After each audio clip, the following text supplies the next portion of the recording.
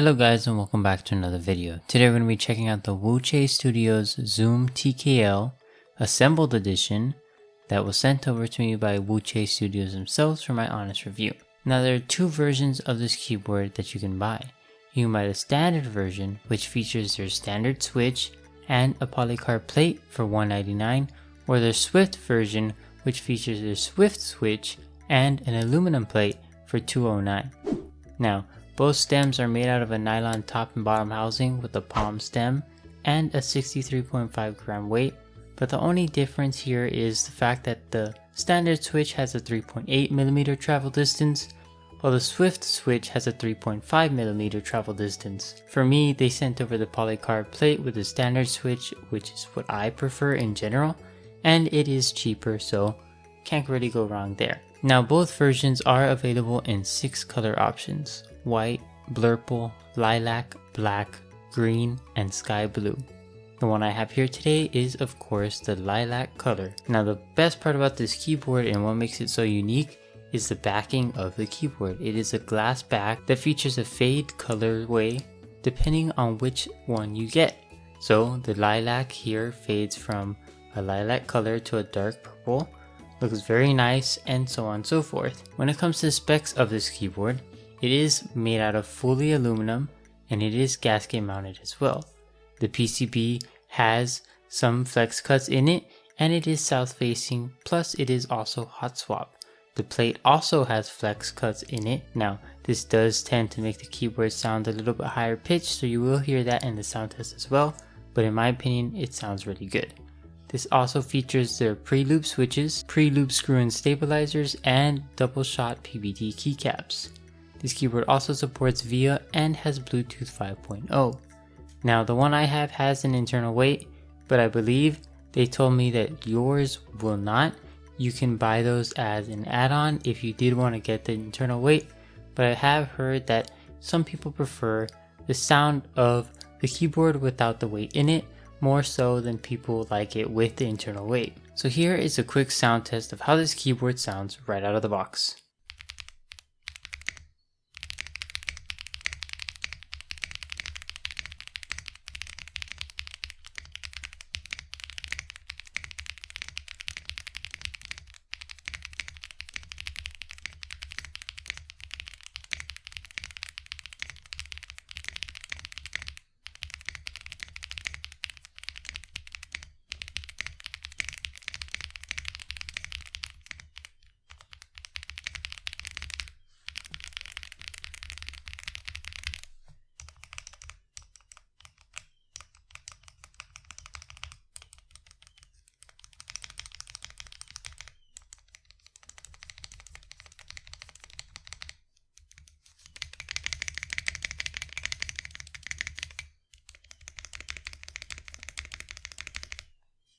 So I think when it comes to the keys, they sound great.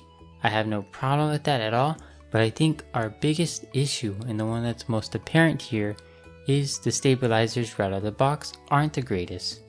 And this hurts me a little bit more than it usually would because these are screw-in stabilizers. Now what that means is you have to take the whole keyboard apart, take off all the switches and all the keycaps just to get to the stabilizers. Thankfully though, the disassembly and assembly part of this keyboard is very simple because there are only 8 screws on the back of the keyboard that you have to unscrew, and then you get to everything else that you need to see. Like I said, the stabilizers aren't the greatest and they took me a while, and they aren't perfect, but they are good enough towards where I was comfortable in using them and not being annoyed while typing. I forgot to mention that this keyboard does come with 3 foams pre-installed.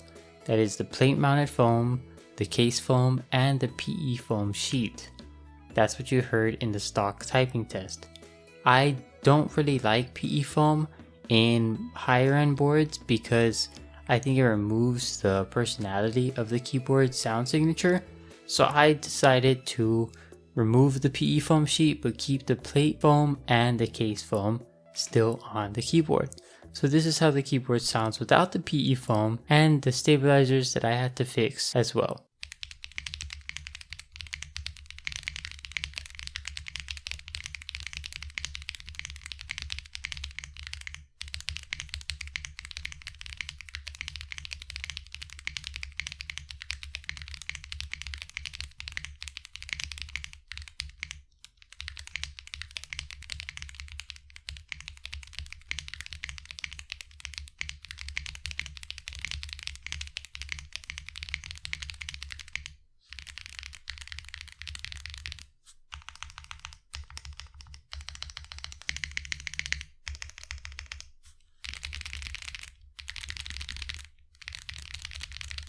I think it sounds a lot better without the PE foam, and I'm so glad I was able to fix the stabilizers to the best of my ability. And I don't really have any other complaints about this keyboard other than the stabilizers when it comes to the assembled edition.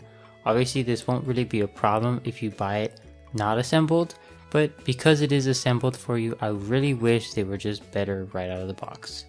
Some minor complaints that I had, but are sort of more personal preference, is that I kind of wish the lilac was a bit more saturated for the actual keyboard color. I kind of wanted the color to be similar to the Baka Neko lilac, but I still really like how it looks. Now my final complaint mainly goes to the texture of the keyboard itself. It is a bit rougher than I thought it would be. That's not to say that it's super rough or it messes up my skin, because I do have sensitive skin, but I can say that's not the issue here. It just, I wish it was more like the QK65, which has a smoother texture to it, which in my opinion is a little bit better. But yeah, like I said, those two complaints are minor ones and more of a personal preference thing. So with that out of the way, I think this keyboard has a lot to offer, and it has a pretty affordable price point, all things considered.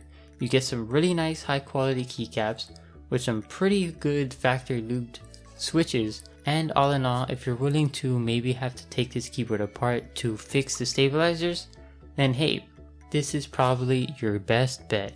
I'll be leaving a link to it in the description below, but let me know what you guys think about this keyboard in the comments down below, and I'll see you guys in the next video. Peace.